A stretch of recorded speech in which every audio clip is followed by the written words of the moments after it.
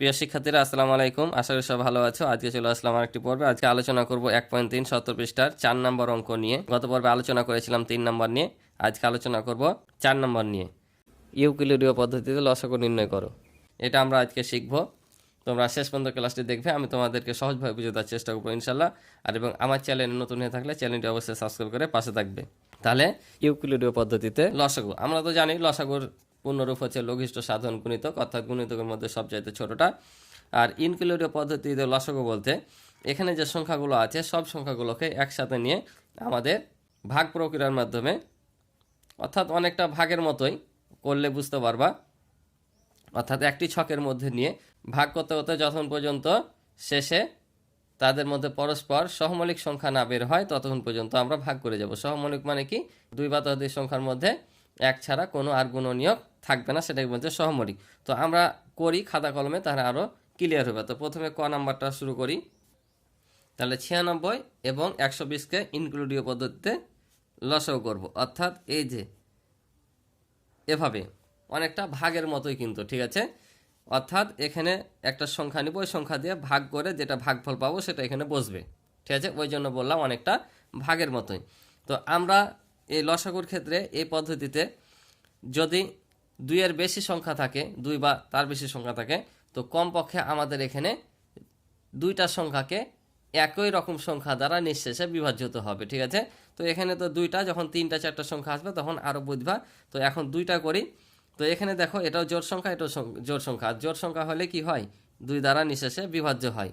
অর্থাৎ এই যে দুই দ্বারা আমি এটাকে এখন ভাগ করব, এটাকেও ভাগ করব, ভাগ করে যে ভাগফলটা আসবে সেটাই আমরা এখানে বসাবো। ওই জন্য এটা বলছি অনেকটা ভাগের মতো, মানে ভাগ করে বসাতে হয়। তাহলে দেখো এখানে হয় 48 দুগুণা 96। তাহলে দেখো দুইটা ভাগ করলে 48 ভাগফল পাই, ভাগফলটাই আমরা বসালাম। আবার 7 দুগুণা 120। আবারও যতক্ষণ পর্যন্ত তারা সহমৌলিকে না রূপান্তর হয় ততক্ষণ পর্যন্ত কি আমি এখানে নিতেই থাকবো। আবারও 2 দেওয়া 24 দুগুণা 48 আর 30 দুগুণা 60।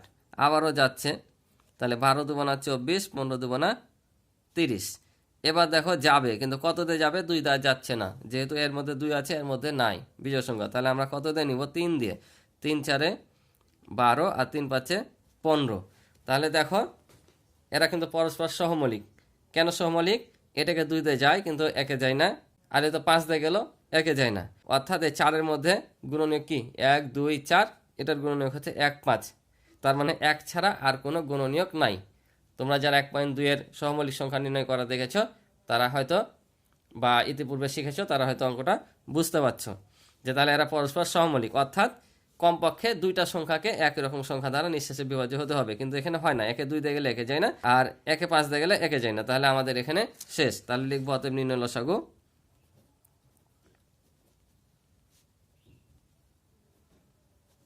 নির্ণয় লসাগু, এখানে যে ভাজকগুলো পেয়েছি, অর্থাৎ ভাগ করেছি যে সংখ্যাগুলো, এগুলো সবগুলো আমরা এখানে কি করে দেবো? গুণ করে দেব। অর্থাৎ 2 গুণিত 2 মানে 3টা 2, আর 3 আছে একটা,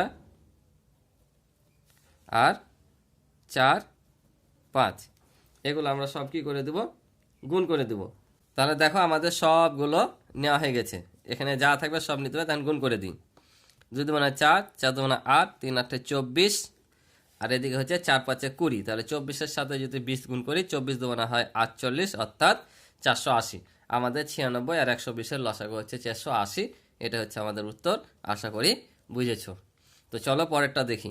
তাহলে দেখো পরেরটা 35 49 91 আছে। তো আমি বললাম কি যে যখন দুইটার বেশি তিনটা সংখ্যা থাকবে, চারটা থাকবে, তারও বেশি থাকবে, তখন কি করব আমরা? কমপক্ষে এখানে দুইটা সংখ্যাকে নিঃশেষে বিভাজ্য হতে হবে। কি বললাম? কমপক্ষে দুইটা সংখ্যাকে নিঃশেষে বিভাজ্য হতে হবে। দুইটা সংখ্যা গেলে আমরা এখানে ওই সংখ্যা দ্বারা ভাগ করতে পারবো। তো এখানে দেখো সবটি বিজোড় সংখ্যা, তাহলে এখানে 2 দিয়ে প্রথমত যাবে না। আর এখানে সবসময় মৌলিক সংখ্যাগুলো দিয়ে ভাগ করবা। 3 5 7 11 এইরকম মৌলিক সংখ্যা দিয়ে এখানে ভাগ করবা, ঠিক আছে, কোনো যৌগিক সংখ্যা দিয়ে না। তাহলে 2 দিয়ে যাবে না, তাহলে 3 দিয়ে যাচ্ছে কিনা দেখি। তাহলে আমরা 3 দিয়ে ভাগের নিয়ম হচ্ছে সংখ্যার অঙ্কগুলো যোগ করে যদি যোগফল 3 দ্বারা বিভাজ্য হয়, তাহলে বুঝতে পারবো এটা 3 দ্বারা বিভাজ্য হবে। বারে বারে ভাগ করে বের করার দরকার নাই। তাহলে এখানে যদি আমরা এটা যোগ করি 8, 8কে 3 দ্বারা ভাগ করা যায় না, আর 9 একে 10, 10 বিভাজ্য না, মানে 3 দিয়ে যাবে না। তাহলে 3-এর পরে মৌলিক সংখ্যা 5, তাহলে 5 দিয়ে দেখি তো 5 দিয়ে যদি নিঃশেষে বিভাজ্য হতে হয় তাহলে কি করতে হবে, একক স্থানীয় অঙ্কে 0 অথবা 5 থাকতে হবে। তো এটারই শুধু 5 আছে, এগুলোতে নাই, তার মানে 5 দিয়ে যাবে না। তারপরে কি মনে করছো 7 দিয়ে, 7 দিয়ে যদি গুণ করি তাহলে দেখো 5 7 35, 7 7 49, তার মানে এটা 7 দিয়ে যাবে, অর্থাৎ 2টা গেলেই হবে আমাদের। এটাকে ভাগ করা যাক আর নাই যাক, তাহলে এখানে 5 7 35, 7 7 49, আর এটাকে দেখি 7 দিয়ে যাচ্ছে কিনা, সম্ভবত যাবে। এখানে হবে 7 1 7, 9 থেকে 7 বাদ দিলে 2, 1 নাম হবে 21, 3 7 21। এখন দেখো এখানে আর কোনো সংখ্যা দিয়ে যায় কিনা, একে 5 দিয়ে গেলো একে যায় না, একে 7 দিয়ে গেলে 2টাকে যায় না, একে 13 দিয়ে গেলে এটাকে যায় না, অর্থাৎ প্রত্যেকটা এখানে মৌলিক সংখ্যা। অর্থাৎ আমরা এখানে সহমৌলিক সংখ্যা পেয়ে গেছি। 3টে সংখ্যার মধ্যে 1 ছাড়া অন্য কোনো আর সাধারণ গুণনীয়ক নাই, তাহলে আমাদের এখানে আর কোনো সংখ্যা ভাগ করা যাবে না, অর্থাৎ এখানে শেষ। আর এমনিতেই এই 3টা মৌলিক সংখ্যা, আর মৌলিক সংখ্যাকে ভাঙানো যায় না, তাহলে অতএব নির্ণয় লসাগু।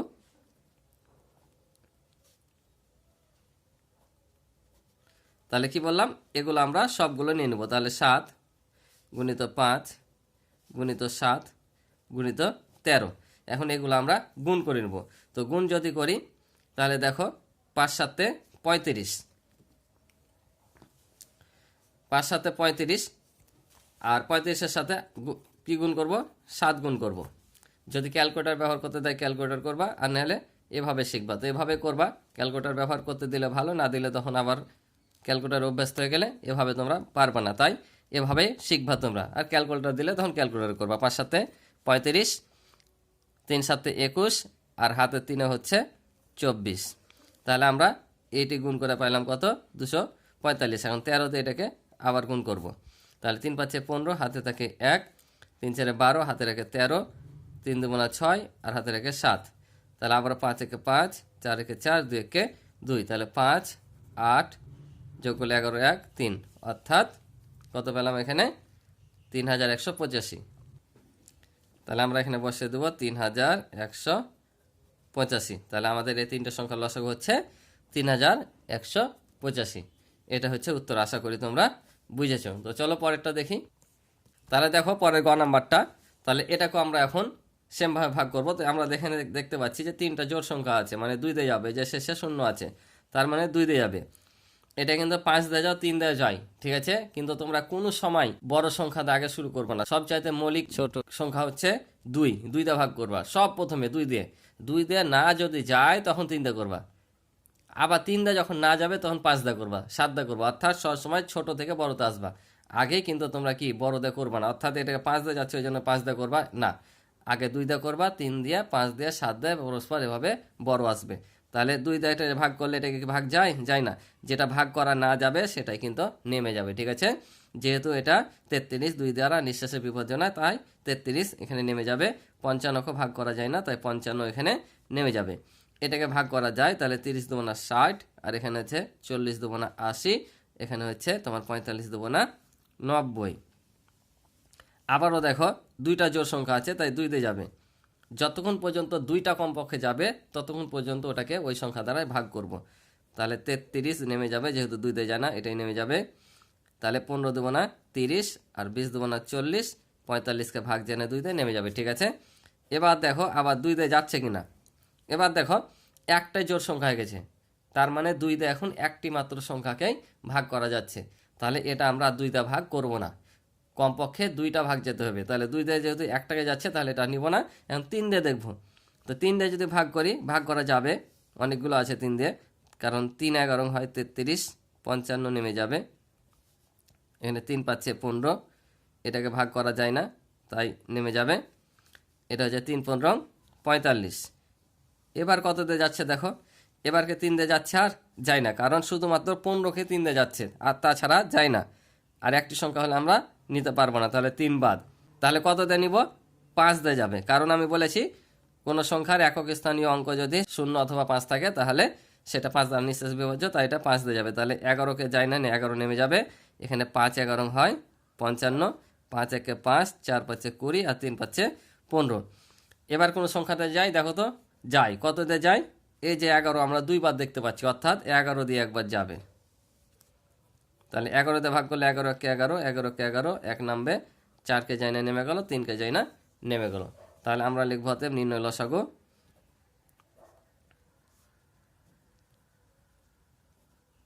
নির্ণয় লসাগু, তাহলে এখান থেকে যে দেখতে পাচ্ছ এগুলো আমরা সবই একবার করে নিয়ে নিব এক ছাড়া, কারণ এক না দরকার না, একের সাথে যে সংখ্যা গুণ করি না কেন ওই একই হবে, তাই এক নিব না, এক ছাড়া 2 3 এগুলো নিব। 2 3, 2 কয়টা আছে, 2টা এখানে, তারপর আছে 3, তারপর আছে 5, তারপর 11, 4 3, একগুলো না দরকার নাই। এখন গুণ করে দেবো, তো গুণ করলে কত হবে, 2 2 4, 3 4 12, 5 12 60, 5 12 60। এখানে হচ্ছে তোমার দেখো 60কে যদি 3 দিয়ে গুণ করি, 3 6 18, তার মানে 180, 180। আর এই 11 4 গুণ করলে হয় 4 11 44, তাহলে এই 180কে এখন কত দিয়ে গুণ করব, 44 দ্বারা গুণ করব। তো এই শূন্যটাকে বাইরে রাখলাম, শূন্য দিয়ে গুণ না করে আমরা একটা গুণ করি, পরে শূন্য বসিয়ে দেবো। এটা 5-এ তোমরা শিখেছো পদ্ধতিতে গুণ। তো 4 8 32, 2 হাত থেকে 3, 4 1 4, আর 3 হচ্ছে 7। আবারও 4 8 32, 2 হাত থেকে 3, 4 1 4, আর 3 7, গুণ করলে 2, এটা হচ্ছে 9 7, আর এই শূন্যটা এখানে বসিয়ে দেবো। তাহলে কত পেলাম, 7920। তাহলে এখানে আমরা বসাবো 7920, এটা হচ্ছে আমাদের উত্তর। আশা করি তোমরা বুঝেছো। তো আজকে এ পর্যন্ত ছিল এই পর্বের অঙ্ক। পরবর্তী পর্বে আমরা এই লিখিত অঙ্ক নিয়ে আলোচনা করব। তো আমার ক্লাসগুলো তোমরা যদি দেখো, তো তোমরা পর্যায়ক্রমে আমার ক্লাসগুলো পাবা এবং একের পর এক অঙ্কগুলো তোমরা করতে পারবা। আমার ক্লাস যদি তোমরা নিয়মিত দেখো, তাহলে তোমাদের আমি আশা করি যে অন্য কোথাও প্রাইভেট পড়া লাগবে না ইনশাল্লাহ। আমি সুন্দরভাবে তোমাদের পর্ব আকারে অঙ্কগুলো প্রতিনিয়ত দেব। এখনও যারা আমার চ্যানেলটি সাবস্ক্রাইব করনি, নিয়মিত আমার ক্লাসগুলো পেতে সাবস্ক্রাইব করে আমার পাশে থাকবে এবং ভিডিও ভালো লাগলে অবশ্যই লাইক কমেন্ট করে তোমাদের মতামতগুলো জানাবে। তো আজকে পর্যন্ত সকলের সুস্থতা কামনা করে শেষ করছি। আল্লাহ হাফেজ।